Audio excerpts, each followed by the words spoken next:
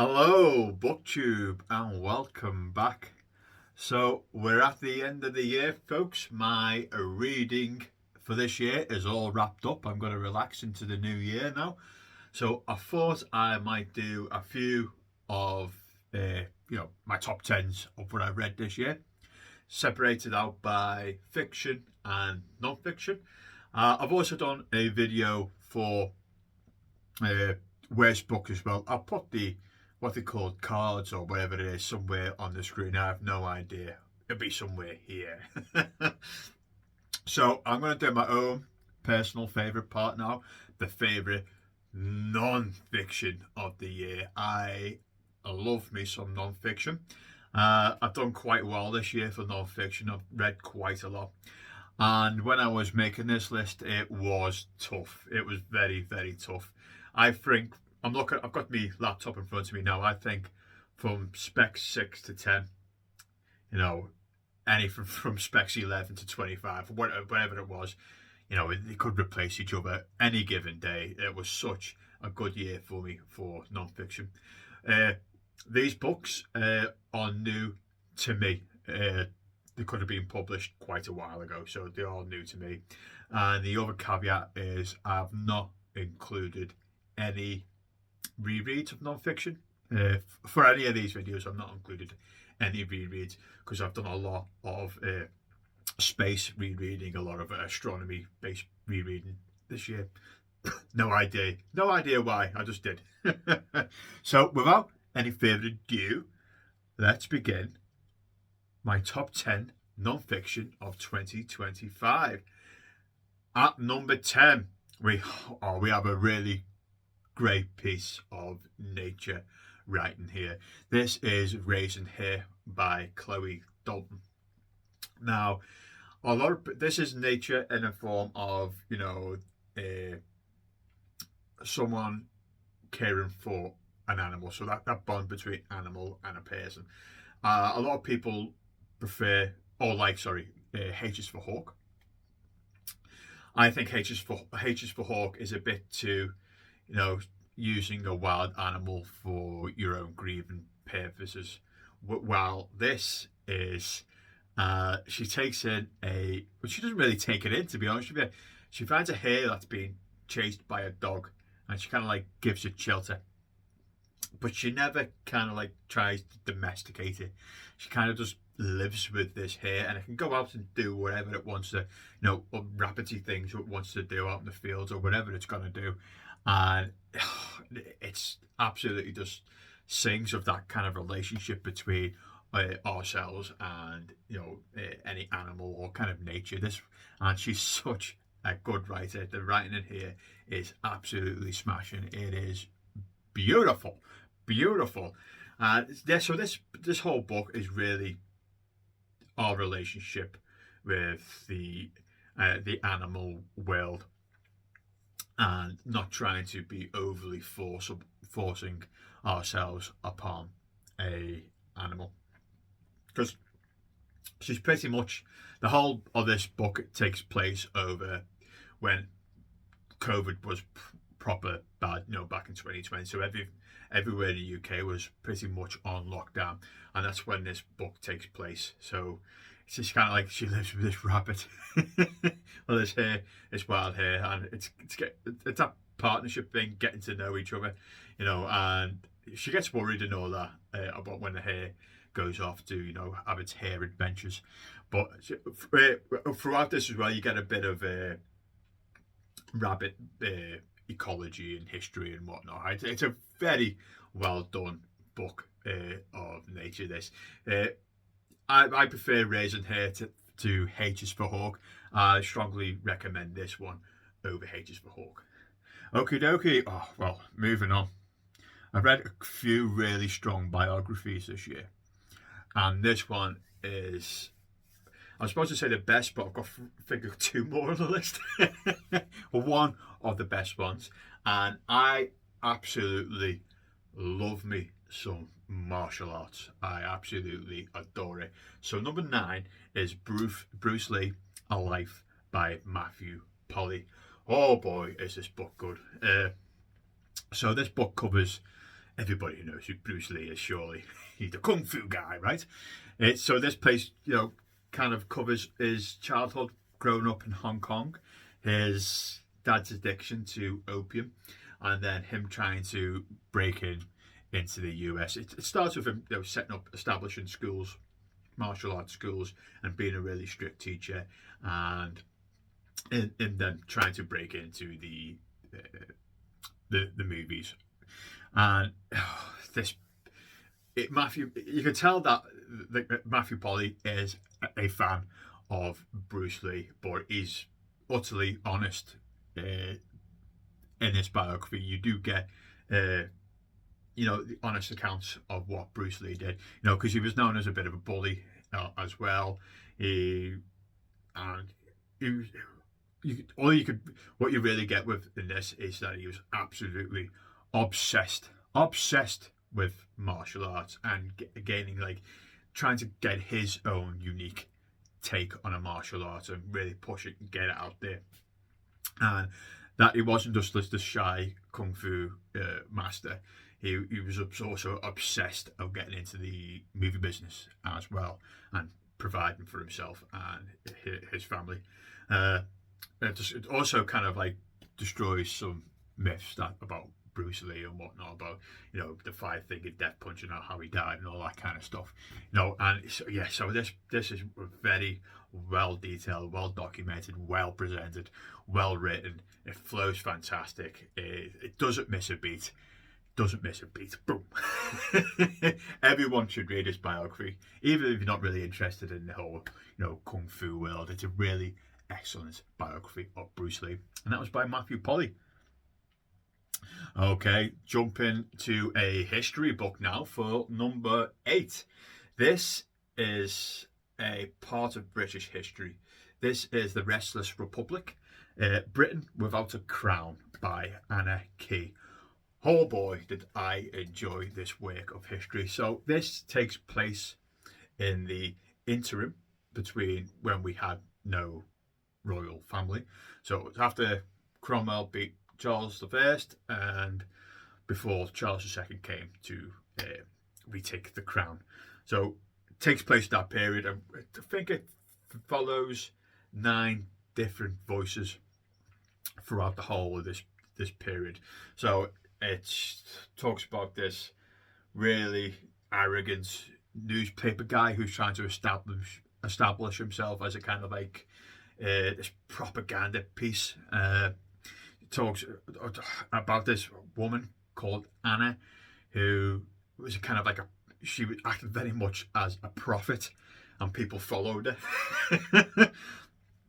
There's some Bradshaw up in Cheshire who act as a lawyer trying to prosecute the king.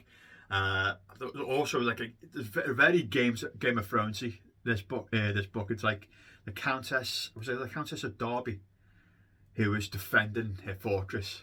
So it takes into account all these lives, and it's so well packaged and so well done. This is extremely well researched, and the pacing on this, it just flows really, really well. There's a great narrative. It doesn't get dry as some history books, especially set in this time period, can. But what this really gets well is the role of females in this time as well, as there's a lot of independent movements in this book, like I just mentioned. So the Countess of Derby just, I'm going to do it by myself. I'm going to fight back. And, the prophet Anna. This book is so well done and well researched. It is fantastic. If you're interested in British history, especially in a really important part of British history when we got rid of our monarch for a few years, go and pick this up. It's an exceptional piece of work. Okie dokie. Number 7. Number 7 was, I think, only one of the few books. This was part of the Baillie Gifford Prize for non-fiction, and I think it's one of 3 books that managed to get inside my top 10. But as I said in the opening of this video, a lot of the books that didn't make my top 10 could have easily got into my top 10 on another day. And There's a lot of good ones for the Bailey Gifford this year, so go and check the Bailey Gifford out. But this one is The Boundless Deep, Young Tennyson and the Crisis in Victorian Science by Richard Holmes. Oh boy, was this book fantastic. It's kind of like a short biography. It just doesn't really talk about Tennyson when he was a child or an old guy. It's basically when he was establishing himself and became established. If you don't know, he was a poet laureate, Tennyson, and this book weaves his poetry and the non-fiction narrative so well. This is really unbelievable. This is a really great work, and it's all talk about the crisis that he had in his faith with the ever-grown the furthering of our knowledge of the natural world and his crisis of faith. It talks about his connections with his family and his friends sometimes were fraught, and it's well packaged, this book. I've read some of Tennyson's books, his poetry, before I got to this book, so I know of him a little bit. But even if you don't know anything about him, I still think you'll be able to pick up this book and you'll hit the ground running. You don't need any backstory, because it delivers it in such a unique, readable way. It is a fantastic piece of I guess it's a biographical work, but I love the way, I think I said it before, he weaves what Tennyson said in his whatever it will be, his diaries or his poetry, in with what the author wants to get out of it, of the time period that Tennyson was alive in. So yeah, if you're interested in that, again, part of British history there in the mid-Victorian years, go and pick up The Boundless Deep about young Tennyson. It's a really good piece of non-fiction. Oh, there we go. Talking about the Bailey Gifford, this is another Bailey Gifford book from this year, and again, it's another piece of nature writing. I do love me nature writing. And this is Lone Wolf. This is Walking the Fault Lines of Europe by Adam Weymouth. Oh boy. This book is fantastic. I absolutely adore. It's about a wolf called, I don't know whether I can get the pronunciation right. I think it's Schloss, the wolf Schloss. And the media coverage in the eastern part of Europe was quite well documented about this wolf's journey from the east, and follows his path all the way to northern Italy. And this is what the author basically does. He follows the journey that Schloss took, and it's all about connecting back. Again, it's us connecting back to the natural world. It's trying to find out why wolves are so vilified in the past. It's about wolf biology, a bit about wolf ecology, wolf folklore, all that kind of stuff, and the author follows the path that the wolf Schloss took. And this whole book is basically about the reintroduction of wolves in Europe. So it's all the politics behind, we don't want wolves anywhere near our farmstead, all that kind of stuff, So the author follows the path that the wolf took, and he interviews locals, he interviews professors, politicians, to glimpse what's going on the ground. And basically, if you don't know, the wolves repopulated themselves. they did just fine without us, so as long as we don't go and kill them all, that's fine. Because the UK, where I'm from, we used to have wolves, but we pretty much killed them all off because they were vilified as demonic beasts. We just want to get rid of them, to the point now in the UK I think the largest carnivore that we've got is a badger. Or maybe a pack of hedgehogs. Yeah, so this book is about the reintroduction of wolves and the politics behind that, and then the author following the wolf Schloss's journey that he took and then eventually found a wolf partner to make cubs. And the writing is absolutely sensational in this book. It's really well done, well presented. It doesn't miss a beat. You know, you won't put this book down. It's a really fascinating take, and I love me some nature writing anyway. But if that sounds like your jam, spread it on your toast. Oh, here we go. Here's another biography. This is a big biography, but was it a really good piece of biography? It was a good biography. This is G-Man, J. Edgar Hoover and the Making of the American Century by Beverly Gage. Now, if you don't know who G-Man stands for government man, and J. Edgar Hoover was the first and longest serving FBI director. And it's basically, it gives a bit of his backstory, you know, where he was born and whatnot, and his relationship with his parents and his university days. But the biggest chunk of this book is when he got into the FBI and then basically ran it to the early 1970s. He died when Nixon was in office, and he pretty much headed the FBI through that whole tenure. And it basically starts off with that in the early days, Hoover was absolutely adored, even though he came from and had really strong links with white supremacy.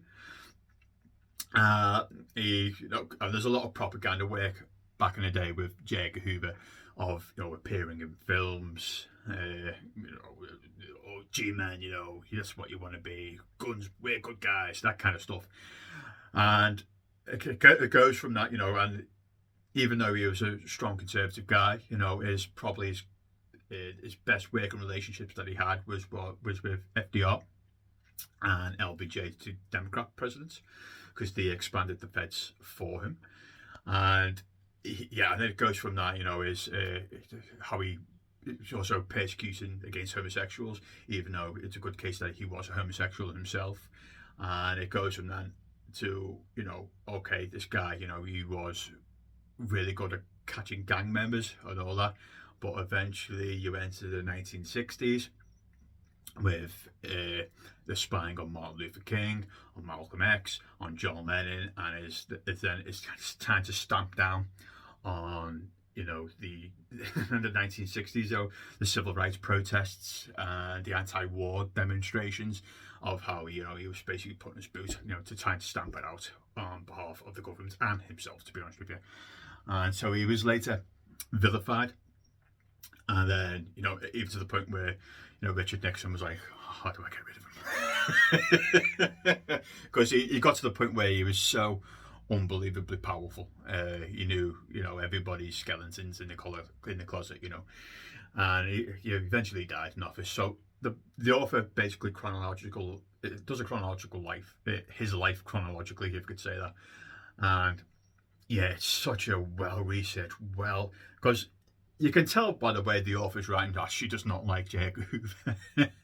But she gives him, you know, props where it's needed, and, you know, and she's incredibly honest with some of the stuff, right? Even though you might not like the guy, this is his record. But she did an unbelievable job here. It's an immensely readable biography, even if it does run up to, I think, 800 pages or something like that. So it's a big biography, but it's an immense piece of work, and she's done it's well documented, well researched. Each chapter is really handy, you know, because it will just take a look at, you know, 1932 to 1935, you know, what was J. Edgar Hoover doing at that point, you know, so it's not all over the place, this biography. Yeah, so if that sounds like it's up your street, you know, you go and walk. Yeah, so that's J. Edgar Hoover, The Making of an American Century by Beverly Gage. Okay, the next one is, again, part of the Bailey Gifford this year. This is my personal favourite from the Bailey Gifford list. If you don't know, the Bailey Gifford, the person who won it was Helen Garner. She was an Australian author, so a Diaries won it. But this was my personal favourite, and this is The Revolutionists. This is the story of extremists who hijacked the 1970s by Jason Birk. Was this book utterly gripping. I've never read a book about like this about terrorists. About how they hijack planes. The because it started off not small scale, but not kind of pretty much non-lethal esque until it became more and more lethal. It talks about the Olympics when they kidnapped the Israeli team and all that horrible stuff. And it's pretty much the main protagonist throughout all these. I think it's over a 15-year period is Carlos the Jackal. So it's all about the hunt for Carlos the Jackal. Gives a bit of a biography of him himself, along with other cast of horrible creatures, right? But this book is a drama all the way through. I guarantee if you pick up this book, you won't be able to put it down. It is fantastic. So it focuses on terrorists, but the author, Jason Burke, he's interviewed agents, police officers, hijackers, journalists, politicians, you name it. Any important person who has been involved with any of this in the 1970s and early 80s, Jason has interviewed them and got it in this book. It's an immense read and it's an important read, and I think everyone should go and pick this up because it is gripping. It is a gripping story of some really horrible people doing some horrible things in the 1970s. Okie dokie, moving on to number 3. Okay, this is, I think it was released this year, so it was published this year. This is Baltic, The Future of Europe by Oliver Moody. It's another great book. This it's a work of history. So it's looking at the 13 Baltic countries.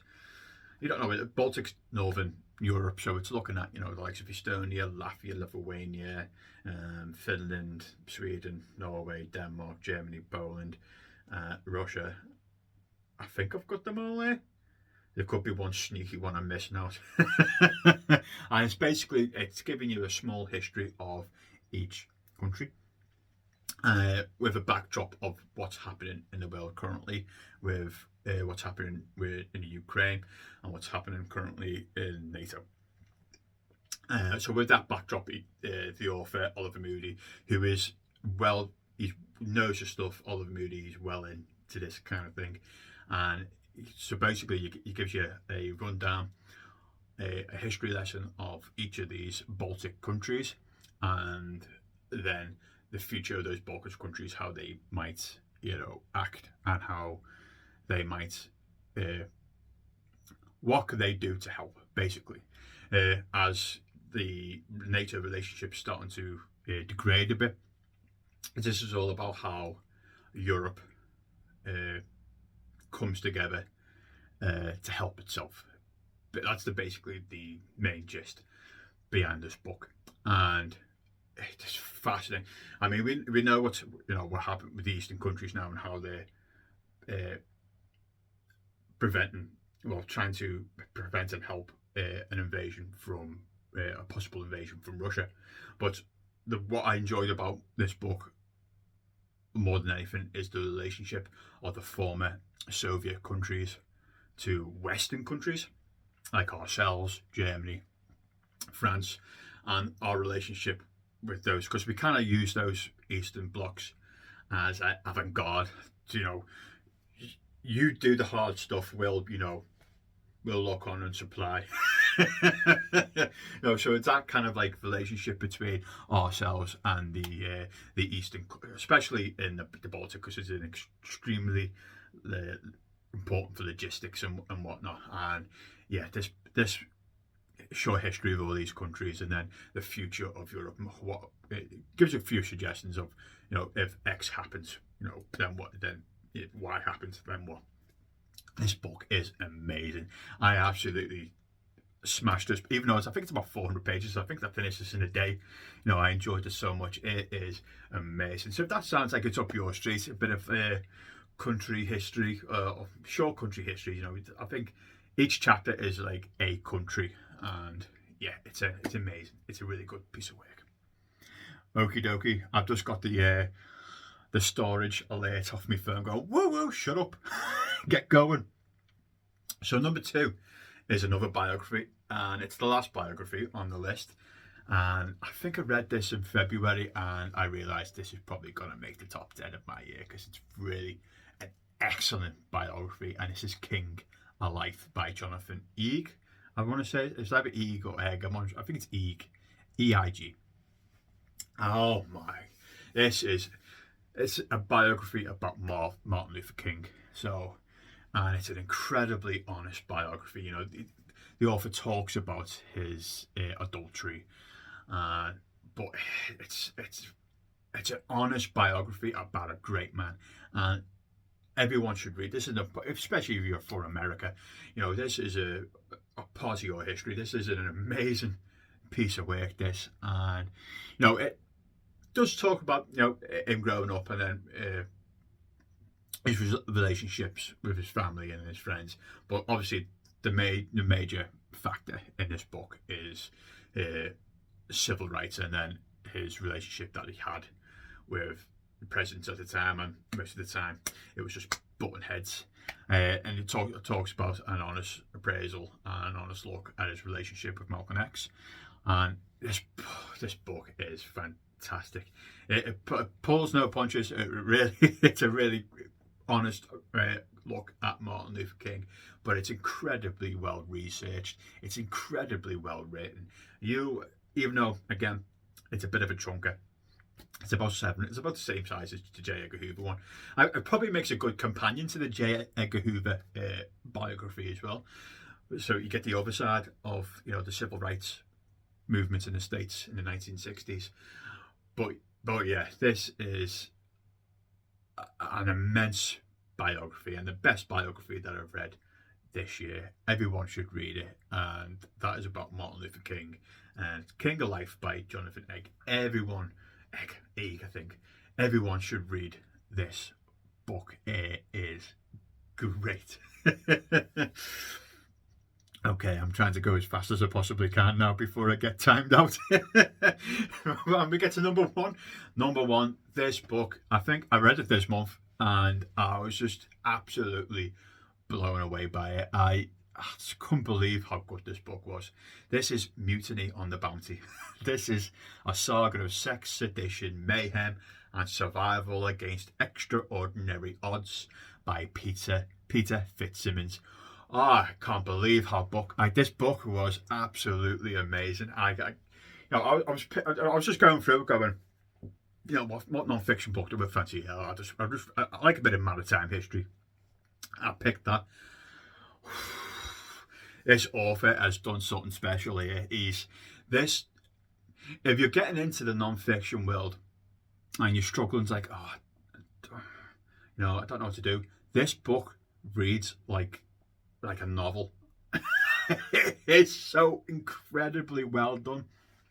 It's because the author has taken such an amazing large amount of detail from, you know, the ship's logs, everyone's diaries, you know, the people at the time. He's taken so much and kind of weaved the narrative of this of the mutiny. So if you don't know, it's a famous mutiny in the UK of